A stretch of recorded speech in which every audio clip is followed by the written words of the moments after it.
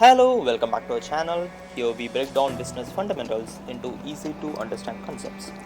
Today, we will be diving into inventory management and we'll be giving a simple example to show you how much to order to minimize the inventory cost.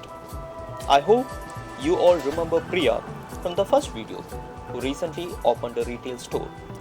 We advised Priya to draft an inventory policy to decide how to order, when to order, and how to balance the cost involved. Priya found that a bit complicated. So, let's simplify that. In this video, we will introduce a simple model called the economic order quantity or the EOQ model. Using this model, Priya can determine the best quantity assuming a stable demand to be ordered that minimizes her total cost. Assume Priya starts the store with 7 toffees in her shelf and she sells 1 toffee per day. After 7 days, her inventory is exhausted. She places a new order when the inventory hits 0 and the supplier replenishes it immediately.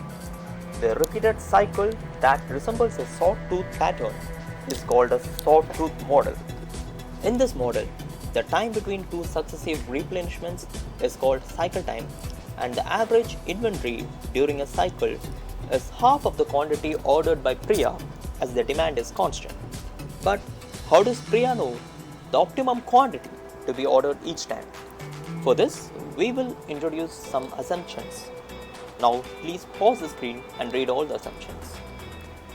The total cost per cycle can be calculated by adding the ordering cost and the holding cost. Here, the holding cost is a multiple of the unit holding cost, average inventory, and the time period. Since the quantity ordered lasts for a time period, to satisfy the constant demand, we can write time period in terms of Q and D. Dividing the total cost by time period, we get the average total cost per unit time. Our goal is to minimize the average total cost per unit time. By differentiating the average total cost equation and equating to 0, we get the EOQ formula. This formula gives us the quantity that minimizes Priya's total inventory cost. Okay, let's calculate it. Assuming that the ordering cost is Rs 20 per order and holding cost is Rs 1 per unit per year, and the demand is 365 toffees per year. While using this equation, one should make sure that the demand and the holding cost is considered for the same time period. On solving this, Priya realizes that she should order only 121 toffees at a time. That means she only needs to place an order once every 4 months. This simple model helps her minimize cost by balancing ordering cost with holding cost.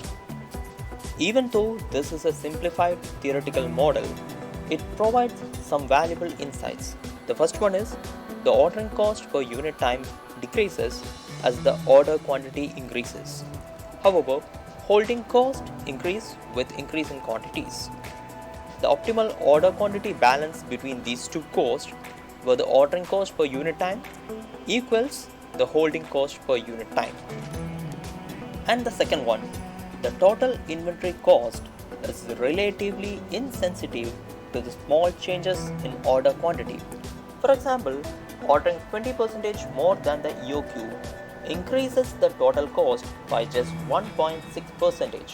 This means EOQ model is robust and the final order quantity can be adjusted to the practical considerations. Of course, this is an ideal situation where everything is constant. In real world, things change constantly. Demands fluctuate, delivery times vary, and managing inventory becomes more complex.